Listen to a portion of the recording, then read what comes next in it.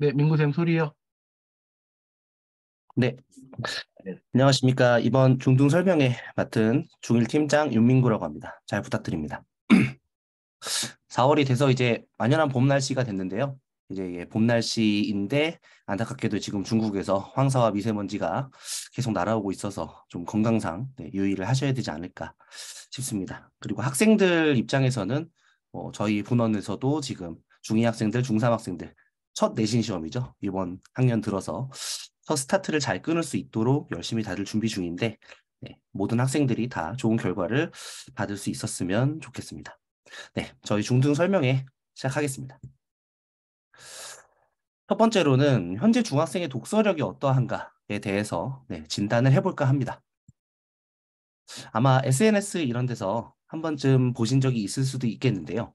네, 요즘에 뭐만 하면은 뭐 MG다, MG다 뭐 이런 말을 많이 하는데 MG 어휘력 테스트라는 이런 게 이제 뭐 SNS에서 많이 떠들고 있더라고요. 그래서 뭐 금일 하면은 이제 원래는 오늘이 돼야 되는 건데 이제 MZ들은 어휘력이 떨어져서 이걸 금요일이라고 생각한다거나 그리고 이제 고지식 제가 사실 요 어휘력 테스트를 보고 나서 설마 아이들이 이럴 리가 없다. 그래서 진짜 제가 수업 시간에도 한번 물어봤어요. 학생들아, 애들아, 고지식이 무슨 뜻일까? 그랬더니 어떤 친구가 지식이 매우 높아요. 이런 얘기를 정말 하더라고요. 살짝 속으로 좀 충격을 받았던 경험이었습니다. 네. 근데 고지식이라는 게 이제 뭐 다 알다시피 좀 이렇게 융통성이 떨어지는 그런 사람 말하는 거겠죠. 가제에 대해서는 학생들이 뭐 랍스타를 얘기하는 친구들이 정말 많았고요. 네, 가 제목이 아니라 그 연세를 이제 연세대학교로 생각하는 친구들이 많았습니다. 지구력을 지구의 힘으로 연결짓는 사람들도 많았고요. 심심한 사과의 경우에는 요번 인스타에서 좀 많이 이슈가 됐던 사건인데요. 어떤 이제 서울에 있는 미용실에서 어떤 문제가 생겨서 이제 고객 컴플레인에 대해서 이제 사과 글을 올리는 과정에서 일어났던 일입니다. 그런데 이제 심심한 사과의 말씀을 드리겠습니다. 뭐 마음 깊이 사과의 말씀을 드립니다. 이런 뜻인데 그 밑에 달린 MG의 댓글이 아니 사과를 하는데 심심해서 사과를 한다니 이게 지금 진심이 담긴 것이냐? 라는 이야기를 하더라고요.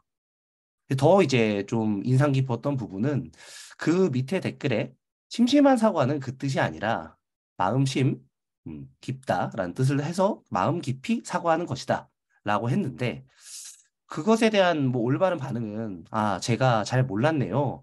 이제부터 잘 알도록 하겠습니다. 이런 반응이 나와야 하는데 그 원 댓글을 쓴 사람의 반응은 내가 이런 걸 왜 알아야 하냐? 한자를 왜 쓰냐? 잘난 척을 하는 것이냐? 이런 반응을 보였다는 면에서 좀 많이 사람들에게 이슈가 있었던 것 같습니다. 시장하다의 경우에는 배가 고프다가 아니라 뭐 마트, 시장을 본다. 뭐 이런 식으로 생각하는 학생들이 많았고요. 무료하다, 공짜라고 생각하더라고요. 그리고 사흘은 거의 대부분의 학생들이 4일로 알고 있었습니다. 이거를 보고 나서 이제 학생들한테 물어봤을 때, 정말 많은 학생들이 이렇게 이야기를 하는구나. 이런 면에서 현재 학생들의 어휘력이 좀 많이 부족할 수도 있겠다라는 생각을 했습니다. 글쓰기를 요즘 학생들은 많이 해야 하는데요. 이제 앞으로도 이제 뭐 고교 학점제 뭐나 그리고 이제 학생들이 전반적으로 이제 뭐 서울 몇 개 지역 중학교에서는 이미 뭐 중간고사, 기말고사도 뭐올 논술형, 올 서술형 이렇게 본 지가 몇 년이 이미 되었습니다. 학생들은 글을 정말 잘 써야 하는데 결국 이제 글을 잘 쓰기 위해서는 글을 잘 읽어야 하겠죠. 하지만 제가 이제 대학 저널과 한겨레에서 이제 인용한 자료를 좀 보도록 하겠습니다. 대학 와서도 글 못 쓰는 학생들, 중등교육 과정에서의 문해력 저하 현상은 고등교육 현장에서도 그대로 나타납니다. 특히 현재 대학 재학생 대부분이 메신저, SNS 등을 상당히 많이 이용하고 있죠. 이러한 Z세대들, 지금 이제 90을 넘어선, 2000년대 넘어서 태어나자마자 이제 스마트폰이 있었던 그런 세대들 입장에서는 길고 복잡한 구조의 문장 해독이나 자신의 논지를 펼치는데 많은 어려움을 느끼는 것으로 알려졌다고 합니다. 이에 대해서 대학들이 독서와 토론, 글쓰기 등의 과목을 반드시 이수해야 하는 교육 필수 과목으로 지정하고 있다고 하는데요. 뭐 서울대를 비롯해 여러 학교들이 이런 것들을 이미 자체 교재를 발간해서 글쓰기 교육을 진행하고 있고, 이 자체 교재 이외의 교재를 이용하는 학교까지 한다면 거의 뭐 전국의 대부분의 대학이 이러한 글쓰기 교육을 하고 있다고 합니다. 아주대에서 대학 글쓰기 과목을 담당하고 있는 이병훈 다산학부 대학 교수님 말씀에 의하면 요즘 학생들은 디지털 문해력은 상당한 편이지만 정통적 의미의 문해력은 부족한 편이다라고 진단을 했습니다. 학생들의 특징 중에 하나가 그 노트북이나 컴퓨터의 키보드를 잘 치지 못하는 학생들도 요즘에 많더라고요. 그러니까 워낙에 이제 터치 스크린으로 모든 것을 보는 게 익숙하기 때문에 이런 디지털 문해력이 상당해진 만큼 전통적 의미의 책을 읽는 문해력은 부족해진 게 아닌가라고 진단할 수 있겠습니다. 5줄만 넘어가도 읽기 힘들어하는 아이들, 한국 학생들의 문해력이 점차 낮아지고 있다고 합니다. 만 15세를 대상으로 진행하는 뭐 우리나라에서는 중3 학생들이겠네요. 국제학업 성취도 평가 읽기 영역에서 한국은 2006년 기준 무려 세계 1위를 차지했다고 합니다. 자랑스러운 장면이죠. 그런데 2015년 이후에는 9위까지 떨어졌다고 하네요. 대체 왜 이렇게 된 것일까에 대한 고민이 필요한 시기인 것 같습니다. 최근 발표된 결과를 보면 교과서를 이해할 수 없을 정도로 독해력 수준이 낮은 학생들이 전체의 32.9%에 이르렀다라는 좀 충격적인 결과가 나왔네요. 그러니까 지금 현재 학교를 다니고 있는 학생들 입장에서 거진 3분의 1 정도에 이르는 학생들이 교과서를 제대로 이해하지 못한다. 하지만 이제 학생들은 이해하지 못하는 걸 겉으로 드러내지 않고 가만히 조용히 앉아 있는 거죠. 또 이제 조용히 앉아 있는 학생들이 모든 공부를 열심히 하는 건 아닌데 또 조용히 앉아 있으면은 문제가 드러나지 않으니 이 문제가 더 심각해 보입니다. 의약품 설명서를 이해하지 못하는 문해가 매우 취약한 수준의 비율 역시 미국이 23.7%, 핀란드가 12.6%, 스웨덴 6.2%, 북유럽이 전반적으로 문해력이 좋은 걸로 이제 나온 결과겠죠. 하지만 우리나라 한국 38% OECD 국가 중에서 하위권을 차지했다는 것 매우 충격적인 것 같습니다. 청주교대 문해력 지원센터장을 맡고 있는 어문 교수의 말에 따르면 현재 초등학생 입학생 기준으로 전체 20%가 문해력 낮음에 해당한다라고 합니다.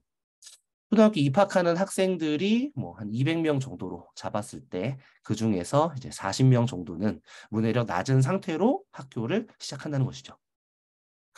근데 참 이게 이 조사 결과에서 좀 인상 깊었던 부분이 책으로 둘러싸인 집에서 자란 10대들. 사실 뭐 학생들은 거의 뭐 부모님을 따라서 하는 경우가 많으니까요. 뭐 거실에 텔레비전을 두는 게 아니라 뭐 책장을 둬서 학생들이 책을 많이 읽게 하고 어머니 아버지께서 이제 학생들과 함께 책을 읽는 그런 집안의 가정 학생들, 10대들 책이 별로 없는 환경에서 자란 대학 졸업생만큼이나 지적 수준이 높다는 것이 확인됐다고 하네요. 그만큼 이제 전통적인 이제 매체인 책이 여전히 효과가 매우 크다라는 것을 다시 한번 확인할 수 있는 부분입니다. 한번 실패한 경험을 하면 자신감이 떨어져 계속 미끄러질 수밖에 없는 문해력 교육 특성을 생각해 볼 때 어린 시절부터 종이책을 자주 접하는 게 아이들 학습과 문해력 발달에 결정적인 영향을 끼칠 수 있다라는 기사였습니다. 실제로 저도 현장에서 학생들을 보면은 저희 학원 특성상 학생들이 이제 저와 뭐 1대1이라든가 2대1 이렇게 소수의 수업을 하지 않고 뭐 많게는 뭐 8대1까지도 학생들이 수업을 하기 때문에 학생들 사이에서 자신의 문해력이 떨어지는 게 이제 드러나는 순간 자신감이 엄청나게 결여되는 부분을 보이더라고요. 어린 시절부터 종이책을 확실히 많이 읽었던 친구들은 발표 태도도 확실히 좋은 게 드러나고요. 문제는 지금 현재 학생들의 3분의 1 수준이 교과서를 못 읽는다는 건데요. 교과서를 안 읽는다, 못 읽는다. EBS 다큐멘터리 다시 학교라는 내용에서 발췌한 부분입니다. 읽기 진단 검사를 마친 중학교 교실, 낱말 뜻을 모르는 아이들이 많았다. 고지식을 높은 지식이라 생각하고 대관절을 큰 절이라 생각한다면 당연히 의미를 바탕으로 한 추론이 불가능하겠죠. 교과서를 이해할 수 없고 교과서를 이해하지 못하니까 학습은 제대로 이루어질 수 없습니다. 이것이 문제는 국어뿐만이 아니라는 거죠. 수학이나 과학이나 영어나 뭐 모든 과목에 교과서들이 다 우리나라 글로 써 있기 때문에 그 글을 이해하지 못하면 결국은 글을 읽지 못하게 되면 학습 효과도 제대로 나오지 않을 겁니다. 이 다큐멘터리에 나오는 이제 중학교 2학년 의담이라는 사례가 있었는데요.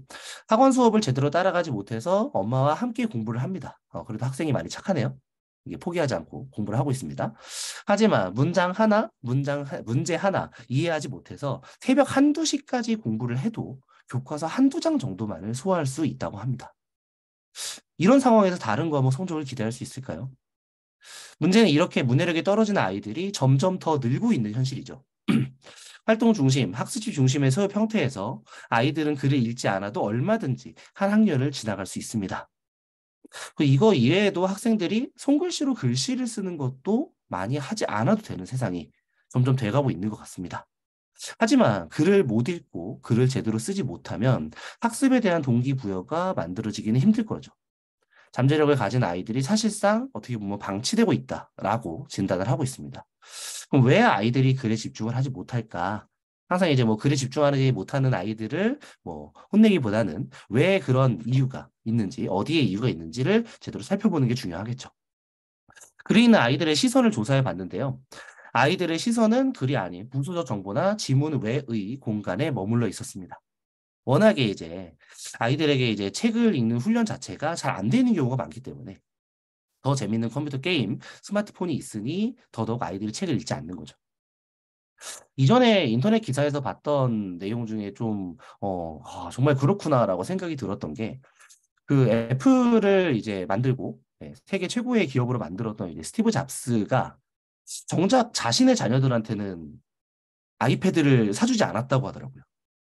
어린 나이 때 아이패드를 계속 보는 것, 학생들의 성장에 좋지 않다. 자기는 많이 팔아먹어서 돈을 벌어놓고, 네, 그렇게 본다는 걸 보면은 그만큼 확실히 학생들에게 이런 스마트폰이나 아이패드 같은 것에 대해 너무 많이 사용하는 환경은 학생들의 독해력을 낮춘다. 저만 해도 사실 좀, 학생들한테도 항상 이렇게 말하면서도 부끄럽지만, 저도 이제 항상 매주 나오는 하루 평균 스마트폰 사용량, 스크린 타임을 보면은 4시간 정도까지도 사용을 하더라고요. 거의 깨 있는 시간에서 거의 4분의 1 정도를 사용하는 편이라, 네. 근데 이제 뭐 학생들한테 뭐 나 같은 경우는 글을 읽는 게 어느 정도 맞춰져 있기 때문에 괜찮은데 너희들은 조금 글을 더 많이 읽었으면 좋겠다라고 이야기를 하는 편이죠. 이렇게 학생들이 교과서를 제대로 읽지 못하는 상황에서 수행평가가 어떻게 나오고 있느냐. 청신국제중학교 2학년 1학기 국어 수행평가를 예시로 좀 가져왔는데요. 두 가지 수행평가가 있었습니다. 첫 번째, 설명문 쓰기. 먼저 다음의 주제 중 하나를 골라 이에 대한 조사를 해옵니다. 주제 예시, 4차 산업혁명, 수사법, 공정무역, 양자역학, 가우디의 건축, 소크라테스. 상당히 우려가 되는 부분이죠. 고지식을 높은 지식이라고, 지식 고렙이라고 말하는 학생들 입장에서 이거를 조사를 해올 수 있을까요? 일단 당장 우려가 됩니다. 수행평가 시간에 문제지에는 이 조사를 해온 걸 바탕으로 해서 설명문을 작성하게 되어 있습니다. 그 위의 주제가 이제 가주제이고 이를 보다 구체화한 주제를 선정까지 해야 합니다. 뭐 이제 수사법의 종류라든가 4차 산업혁명의 원리, 이유라든가 뭐 이런 식으로 설명을 해야 된다는 거죠. 그리고 이제 2학년 1학기 학생들 국어 책에 보면 설명 방법을 배우는 과정이 있기 때문에 그 설명 방법, 뭐 정의, 예시, 비교, 대조, 분류, 분석, 뭐 구분 이런 것들을 사용해서 학생들이 설명문을 작성할 수 있어야 합니다. 두 번째 수행평가는 대화 상황에 문법 적용하는 수행평가였는데요. 친구와의 대화를 하나 마련해서 그 대화에서 나타나는 이제 2학년 학생들이 배우는 그 담화에 대한 학습을 하는 수행평가로 보입니다. 상황 맥락과 사회문화적 맥락을 적용할 수 있는 대화를 학생들이 골라와야 되는데요. 이러려면 학생들 입장에서 우선 상황 맥락과 사회문화적 맥락이 뭔지를 제대로 평가할 수 있어야 되고 제대로 해석할 수 있어야 합니다. 교과서에 대한 이해가 되지 않는다면 상황 맥락과 사회문화적 맥락을 제대로 파악하지 못하겠죠. 그러면 이것이 제대로 들어가 있는 대화 상황도 고르기 힘들 겁니다. 이런 상황 속에서 학생들한테 필요한 것이 무엇일까요? 학생은 대체 무엇을 해야 될까요? 우선 읽기부터 할 수 있어야겠죠. 모든 기본은 이제 문해력, 독해입니다. 그 일본에서 이제 인공지능으로 굉장히 권위가 있다고 여겨지는 그 수학자 아라이 노리코가 만든 이제 리딩 스킬 테스트인데요. 이제 아라이 노리코 이제 씨가 이 AI도 풀 수 있는 독해력 문제라고 해서 이제 문제를 낸 겁니다. 실제로 제가 지금 화면에 띄워놓은 문제는 지금 학부모님들께서는 한번 보시고 한번 풀어보셔도 좋을 것 같아요. 네. 이런 문제들이 학생들한테 풀게 했을 때 AI가 더 높은 점수가 나왔습니다. 일단 문항 1을 보겠습니다. 다음 문장을 읽으시오. 불교는 동남아시아, 동아시아에, 크리스트교는 유럽, 남북 아메리카, 오세아니아에, 이슬람교는 북아프리카, 서아시아, 중앙아시아, 동남아시아에 퍼져 있다. 종교에 관한 글이네요. 뭐 5줄이기 때문에 그렇게 길지 않습니다. 문맥을 고려했을 때 다음 문장의 빈칸에 들어가기에 가장 적당한 말을 선택지에서 하나만 고르시오. 오세아니아에 퍼져 있는 것은 무엇이다? 네, 한 4초 뒤에 제가 답을 공개하겠습니다. 한번 풀어보셔도 좋을 것 같습니다. 네, 다들 잘 푸셨죠? 답은 2번 크리스트교입니다. 두 번째 줄에 있는 크리스트교는 유럽, 남북, 아메리카, 오세아니아의 부분을 제대로 파악만 한다면 네, 누구나 다 풀 수 있는 문제겠죠. 그 문항 2로 넘어와서 다음 문장을 읽으시오. 알렉스는 남성과 여성 모두가 사용하는 이름으로 여성의 이름 알렉산드라, 애칭인 동시에 남성의 이름 알렉산더의 애칭이기도 하다. 문맥을 고려했을 때 다음 문장의 빈칸에 들어가기에 가장 적당한 말을 선택지에서 하나 골라야 되는데요. 알렉산드라의 애칭은 땡땡땡이다. 1번 알렉스, 2번 알렉산드라, 3번 남성, 4번 여성. 네. 좀 어떻게 보면은 당연하게도 1번이겠죠. 알렉스가 남성과 여성 모두가 사용하는 이름, 여성의 이름 알렉산드라의 애칭이다. 라고 말하고 있으니까요. 충격적인 건 요 답에서 남성, 여성 알렉산드라가 나올 수 있다는 게 기본적으로 이제 알렉산드라를 고른 친구들은 애칭이 무슨 뜻인지 몰랐을 가능성이 있을 것 같습니다.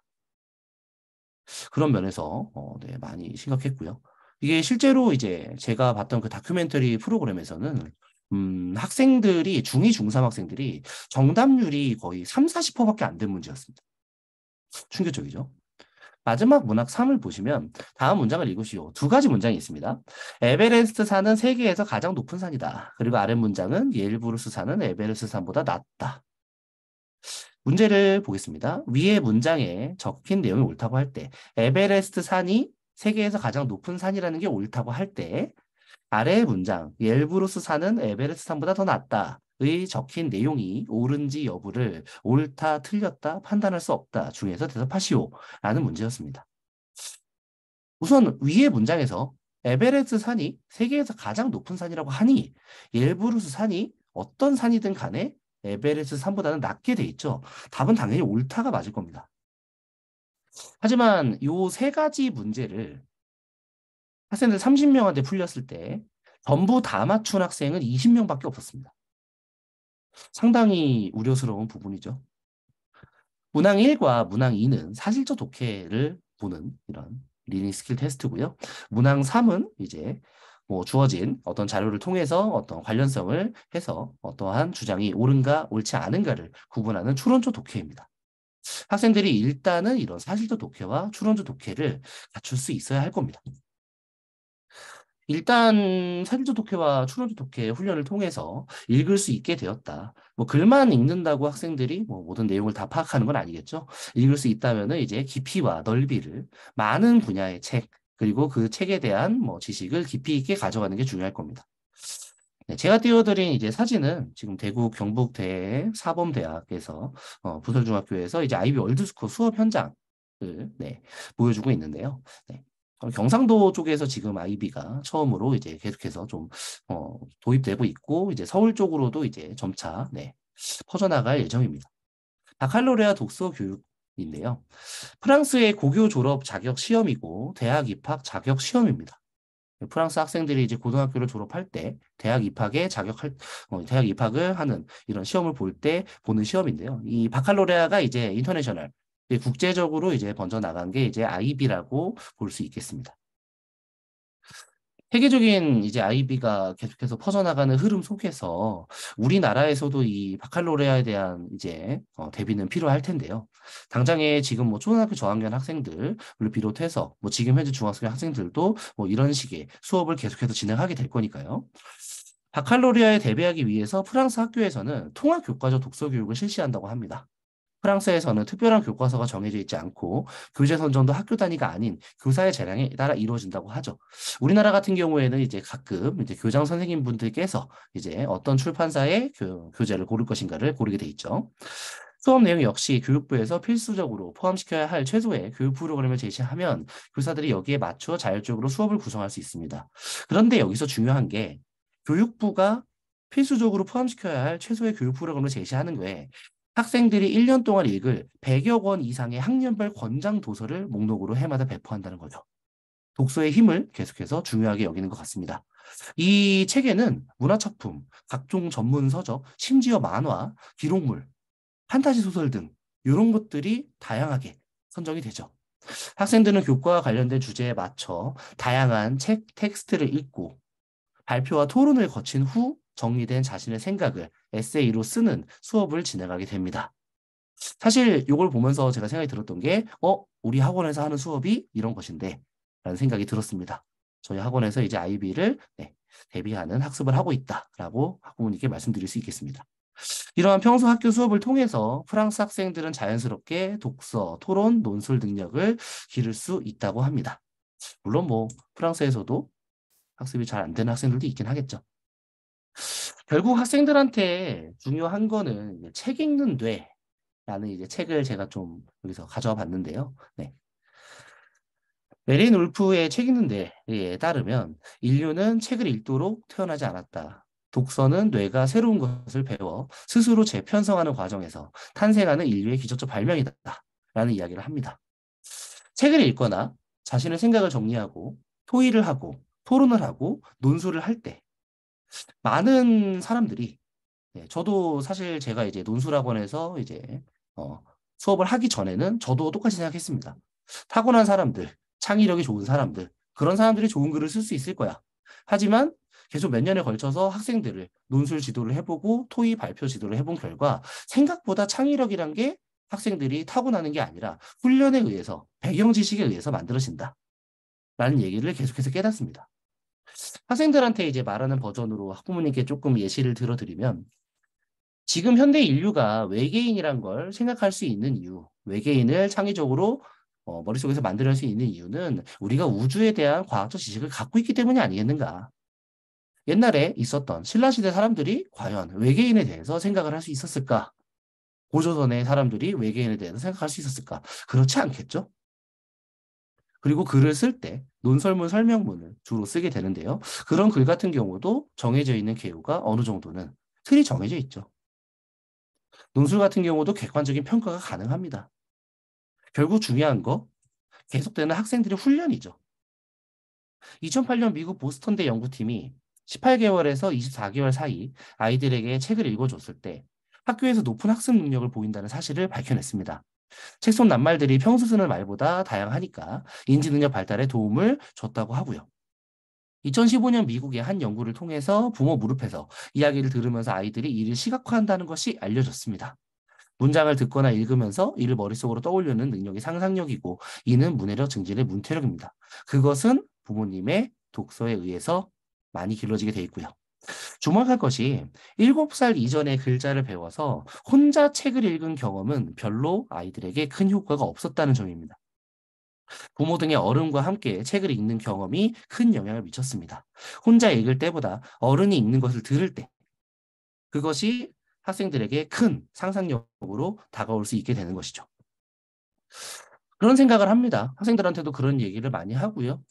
특히 이제 경제학에 대해서 학생들하고 얘기를 할 때 뭐 비교 우위와 뭐 무역에 대해서 트레이드, 교환이죠.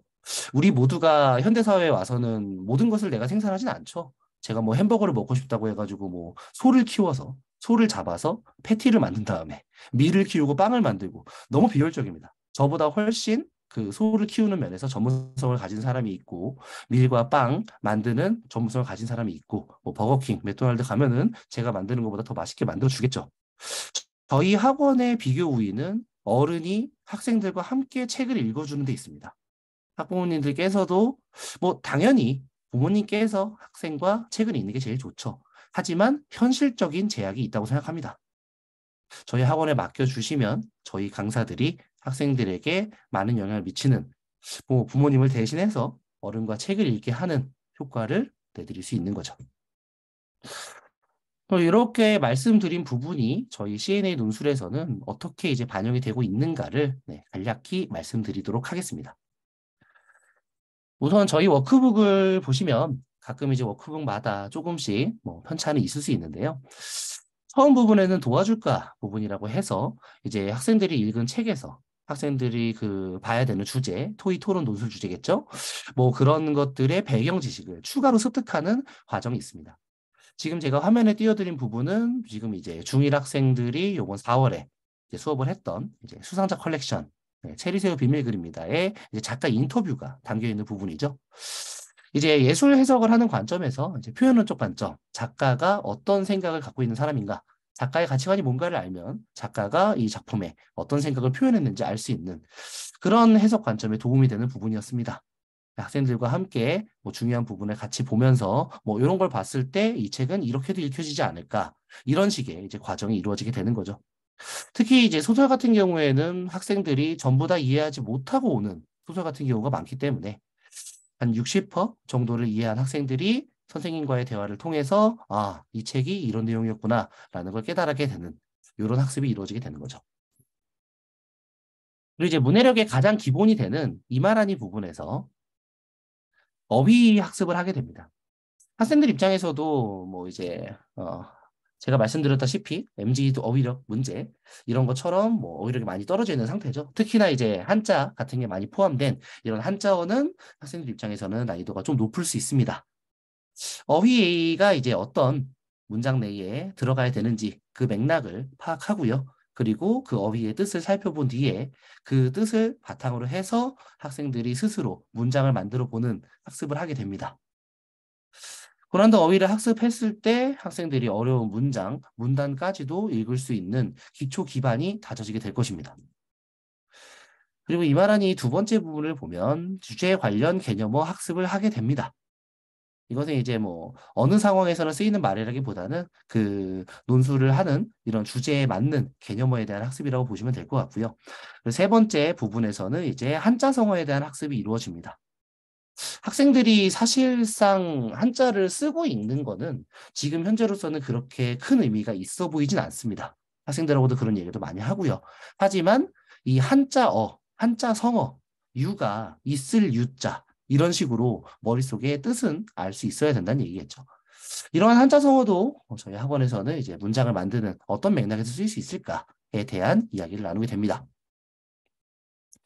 자리번이 부분부터는 이제 학생들이 본격적으로 독서를 읽어온 거에 대한 이야기를 하게 되는데요. 우선은 이제 독서 상태를 확인하는 효과가 있을 거고요. 그리고 이제 학생들이 뭐 전부 다 이해를 못한 상태에서 뭐 A라는 학생과 B라는 학생이 수업을 할 때 뭐 A 학생은 1번은 제대로 이해를 했지만 2번은 살짝 어려웠다. 근데 B 학생은 2번은 제대로 이해를 했는데 1번은 조금 어려웠다. 라고 했을 때 A와 B 학생이 서로 설명하는 과정을 거치게 되는 거죠. 가능한 이제 저희 학원 수업의 모토가 구성을 통해서 학생들이 스스로 말을 하게 하는 것입니다. 실제로 지금 현재 뭐 교육 현장에서 나타나고 있는 뭐 학습 효과에서도 가장 학습 효과를 높게 보이는 게 서로 설명하는 과정, 남을 가르치는 과정에서고요. 제가 예전에 좀 인상적으로 봤던 부분이 뭐 지금은 이제 뭐 정치인을 하고 계시는 안철수 씨가 어떤 공부를 하고자 할 때 상당히 좀 뭐 되게 의외였는데 게으르고 좀 미루는 성향이 많다고 하더라고요. 그래가지고 이제 워낙에 이제 우리나라에서 좀 이제 명사 였으니 뭐 안랩이라는 매우 유명한 회사의 이제 대표였죠. 네. 그래가지고 이제 어떤 대학교나 이런 쪽이랑 협력을 해서 내가 뭐 예를 들어서 지금이 4월 17일이죠. 5월 10일까지 내가 이 주제를 가지고 그 학교에서 강연을 하겠습니다. 라고 말을 한다는 거죠. 하지만 그 안철수 씨는 아직 하나도 모르는 상태인 거죠. 그러면은 그런 분이 거기 가가지고 사회적 지위가 있는 사람인데 학생들 앞에서 사실 이 부분은 내가 잘 몰라 이렇게 말할 수는 없는 거죠. 그러니까 5월 10일까지 약속을 걸어 놓은 뒤 필사적으로 설명을 제대로 하기 위해서 공부를 한다는 겁니다. 학생들이 계속해서 이제 자기가 이거에 대해 설명을 할 수 있다는 것은 이것에 대한 완벽한 이해가 됐다는 것이기 때문에 학생들끼리 서로 설명하는 과정의 학습 능력은 충분히 받아들일 수 있는 증명단 이런 타당한 것이라 보여집니다. 자리건이 부분에서 이제 학생들이 이제 독서 내용에 대해 확인을 하고요.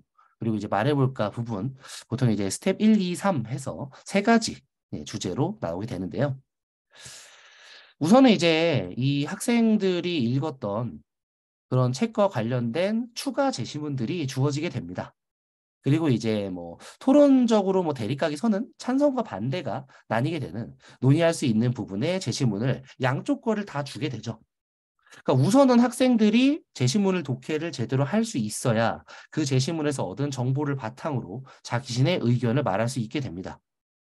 그래서 뭐 제시문 가에 있는 내용에서 뭐 핵심어는 무엇인가, 중심 문장은 어떻게 어디 있을까, 뭐 두괄식 구성인가, 미괄식 구성인가, 이를 통해서 이제 한 문장으로 문단의 내용을 요약하게 되죠.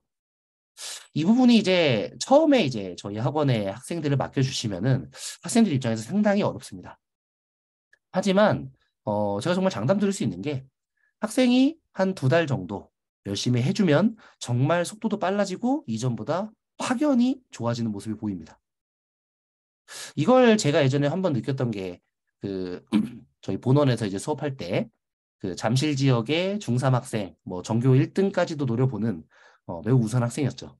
그런 학생이 이제 중3인데 이제 논술을 좀 키우기 싶어서 되게 좀 의외의 부분이었어요. 중3 때 신규생으로 들어오는 건. 들어왔었습니다. 그때 이제 학생들의 이제 독해력, 국어 능력을 좀 파악하기 위해서 학생들하고 한번 고등학교 1, 2학년 모의고사를 풀어봤어요. 근데 놀랍게도 저희 학원에서 뭐 초육 때부터 저와 이제 횟수로는 4년째 만났던 그 학생들은 정말 뭐 2등급, 네, 좀 높은 친구들은 1등급까지도 맞는 반면에 중3인데 전교 1등을 하던 친구가 45문제 중에 10몇 문제를 못 풀어서 결국은 4등급 정도가 나왔던 그런 경험이 있습니다. 그러니까 이제 학교 현장에서 이루어지고 있는 학습에 최적화된 학생들, 사실 교과서를 달달달 읽으면 되거든요. 한 단원마다 문제를 100문제, 200문제 풀어보면 됩니다. 그런 과정을 거치면은 누구나 다 100점 맞을 수 있죠. 그런데 그런 과정이 결국은 학생의 독해력, 정확도, 독해력, 속도, 배경 지식을 길러주는 데는 뚜렷한 한계가 있다는 거죠. 그래서 그때 이제 정말 같이 있었던 학생들, 제가 보기에는 항상 이제 되게 착하고 재밌고 그런 학생들 생각을 했는데 제가 그때 학생들을 칭찬을 했었어요. 야, 너희들 잘하는구나. 너희들 정말 효과가 있었구나. 네. 이런 부분이 이제 매주 이루어진다라고 보시면 되겠습니다. 그리고 이제 이 바탕으로 제시문을 독해한 정보를 바탕으로 학생들이 좀 이제 정해진 답이 있는 게 아니라 자신들의 생각을 좀 나타내 볼 만한 뭐 찬반 대립이 있는 경우도 있고요. 뭐 토의식으로 뭐 찬반 대립이 아니라 학생들마다 각자 다양한 생각이 나올 수 있는 이런 발문을 통해서 학생들이 자신의 생각을 정리하고 자신의 의견을 표현하는 학습을 하게 될 것입니다. 그리고 토론해봐 과정인데요. 보통 이제 뭐 토론이나 논술 같은 경우에는 뭐 논증적 말하기, 논증적 글쓰기라는 면에서 논증을 배운다는 면에서는 뭐 공통점이 있다고 여겨집니다. 근데 이제 토론해봐나 논술해봐나 결국은 그 과정에서 학생들이 책을 통해 배웠던 핵심 주제를 다루게 되는데요. 제가 지금 화면에 띄워드린 부분은 지난주였죠. 당장 제가 어제도 학생들과 수업을 했는데요. 기억 전달자라는 뉴베리상을 받은 훌륭한 작품이죠. 조너스의 선택이 옳은가, 조너스의 선택이 옳지 않은가에 대한 토론 제시문을 제가 띄워드렸습니다. 뭐 조너스의 선택이 옳다고 하는 쪽은 자유와 책임이 비례하는데 이 자유를 얻음으로써 내가 비록 책임을 지고 좀 불행해질지언정 내 인생은 내가 선택하는 게 옳아. 인간이란 그래야 해. 어차피 우리는 마지막에 다 죽잖아? 그러면은 내가 살아가는 과정 속에서 어떤 선택을 하는 게 더 중요하지 않겠어? 라는 주장을 하게 될 것이고요. 주장 2에 마을을 탈출한 조노스의 선택은 옳지 않다 쪽에서는 자유를 얻었을 때 본인이 책임져야 될 책임과 불행이 너무 크다면 그것은 우리가 자유를 희생해도 되지 않겠느냐. 당장 이제 책 내용에서 학생들과 얘기했던 거에서는 이 주인공의 아버지가 임무 해제라는 걸 통해서 독극물 주사로 신생아에게 안락사를 합니다. 하지만 괜찮죠. 그 임무 해제가 안락사, 사람을 죽이는 거라는 걸 모르니까요. 하지만 이 조너스가 마을을 탈출해서 그 조너스의 아버지에게 자유, 기억이 갔을 때 조너스 아버지는 자신이 어떤 행동을 했는지 알게 되겠죠. 아이를 좋아하는 사람이 사실은 알고 보니 내가 열 몇 명의 아이를 안락사에서 죽였다. 라는 것은 인간이 책임질 수 있을까요? 이런 식의 이야기를 학생들과 나눴던 것 같습니다. 주장 1과 주장 2를 뭐 학생들이 고르는 경우도 있고 아니면은 뭐 이제 주장이 겹치는 경우에는 좀 이제 제비뽑기식으로 아니면 가위바위보를 통해서 주장을 고른 다음에 반대의 견해를 존중하는 면에서 이제 주장 근거 자료를 구조로 이제 논증하는 훈련을 하게 됩니다. 토론회바 같은 경우에는 학생들이 이제 발표도 해야 되니까요. 뭐 발표를 하는 속도라든가 또박또박 제대로 발음을 하는가 그리고 목소리 크기는 어떠한가까지도 이제 평가 기준이 될 것입니다. 앞으로 정말 수없이 많은 조별 과제 등을 통해서 발표를 해야 되는 학생들이니까요. 이런 부분을 훈련하는 것들이 매우 훌륭한 학습이 될 수 있을 것 같습니다. 실제로도 뭐 초육 때 처음 봤던 학생이 너무나도 막 소극적이고 내향적이고 이런 학생이 뭐 같이 고맙게도 저와 수업을 막 3년, 뭐 중2, 중3까지 했을 때 점차 개선되는 모습을 보여줍니다. 저 입장에서도 매우 뿌듯한 순간이고요. 네. 자, 그 다음에 마지막 워크북 과정에 이제 논술해봐 과정이 있는데요. 뭐 토론해봐에서 방금 말씀드렸던 이런 논증적인 부분을 뭐 글로 쓴다라고 생각해 주시면 될 것 같아요. 주장을 말하고 그것에 대한 근거를 들고 그 근거를 다 뒷받침 자료와 어떠한 사실 등으로 뒷받침하는 구조를 만들게 됩니다. 그리고 이제 글쓰기 같은 경우에는 이제 뭐 발표하는 것과는 다르게 실제로 학생들이 글씨를 원고지에 써야 되는 것이니까 올바르게 문장을 구성하고 있느냐. 뭐 대표적으로 이제 학생들한테 지도를 할 때는 항상 문장은 비문학은 좀 짧은 게 좋다. 단결해야 뭐 학생들이 좀 틀릴 가능성도 적고 그리고 이제 글을 읽는 독자 입장에서도 문장이 너무 길면은 좀 읽기 힘들어지니까요. 네, 그런 면에서 뭐 문장을 짧게 쓰는 게 좋다. 그리고 반드시 문장을 쓸 때 꼭 문장을 다시 읽어라. 실제로 제가 이제 학생들한테 말을 하는 게 이제 학부모님께 제가 이제 문자 같은 걸 보낼 때가 있습니다. 뭐 안내를 한다거나 뭐 인사 문자를 보내드리거나 이런 걸 할 때 저는 한 10번 정도 다시 읽어보거든요. 당연하죠. 저는 직업이니까. 제가 이제 뭐 잘못 보내면 안 되겠죠, 절대로. 학생들한테 그런 식의 이야기를 하는 거죠. 자기 글에 대해서는 타인이 읽어야 되니까 언제나 이제 배려의 대상은 타인이 되어야 하고 그 타인이 제대로 읽는지에 대해서 타인의 입장에서 계속 생각해 볼 수 있어야 된다. 계속해서 읽어봐라. 라는 이야기를 합니다. 보통 학생들이 많이 틀리는 부분은 뭐 문장 호응이 맞지 않는다거나 뭐 예를 들어서 뭐 민구가 버스 손잡이에 잡았다. 버스 손잡이에 잡을 수는 없겠죠. 부사어와 이제 서술어가 호응하지 않는 관계인데요. 학생들 입장에서 뭐 중3 학생들이면은 뭐 문장 성분을 배우지만 중1, 중2 학생들은 배우지 않기 때문에 뭐 한국인으로서 다시 읽어봤을 때 어색하지 않은 문장을 만드는 것 정도는 할 수 있지 않나라고 지도를 합니다. 그리고 이제 필수 문장 성분이 뭐 주어나 목적어 이런 것들이 제대로 갖춰져 있는지까지도 보게 되죠. 자, 그럼 마지막으로 이제 저희 학원의 이제 5월 커리큘럼 안내를 간단히 해드릴 텐데요. 네, 뭐 중1 학생들과 중2 학생들은 5월 과정에서 조금 저희 기본 워크북과는 생소한 과정을 갖추게 됩니다. 저희 이제 CNA 에듀 이제 출판사에서 이제 출판을 한 책인데요. 교과서 소설 다보기라는 제목을 갖고 있습니다. 혹시 이제 초6 때부터 저희 학원에 학생들을 등원시켜 주셨다면은 초6 때 학생들이 교과서 소설 다보기 1권을 학습을 했습니다. 그 학습 과정에서 이제 뭐 소설이란 무엇인가, 뭐 허구성을 갖추고 있지만 인간의 살아가는 진실된 이야기를 담고 있는 이야기다라고 이제 배웠겠죠. 그리고 이제 소설의 어떤 기능이라든가 소설의 특징, 그리고 소설 속에 있는 뭐 갈등 요소라든가 그리고 소설의 5단계 구성 이런 것들을 배웠을 겁니다. 그 이론을 바탕으로 해서 매 주차별로 교과서에 실제로 학생들이 실리는 이런 소설들을 읽게 되는 것이죠. 일단 1주차에서는 역사와 개인이라는 타이틀을 가지고 채만식의 이상한 선생님, 하근찬의 순환이대 라는 작품을 볼 겁니다. 뭐 당장에 학생들이 뭐 고등학교를 졸업할 때까지 채만식 작품과 뭐 하근찬의 순환이대 정도는 하나쯤은 꼭 보게 되지 않을까 이런 생각을 합니다. 일제강점기와 전후 시대에 이제 그 어떤 거대한 역사라는 환경이 이제 개인에게 어떤 영향을 미치게 되는가 이런 것들을 이제 바라보게 되는 그런 소설이죠. 채만식 같은 경우에는 이제 풍자의 달인이라고 불리는 만큼 이제 풍자라는 소설적 장치에 대해서도 학생들이 배우게 될 겁니다. 2부는 변화와 성장입니다. 김윤정의 동백꽃. 뭐 당장에 이제 정말 많은 출판사에서 뭐 중1 과정이나 중2 과정에서 항상 실고 있는 책이죠. 그 성석재의 내가 그린 히말라야 시다 그림. 네.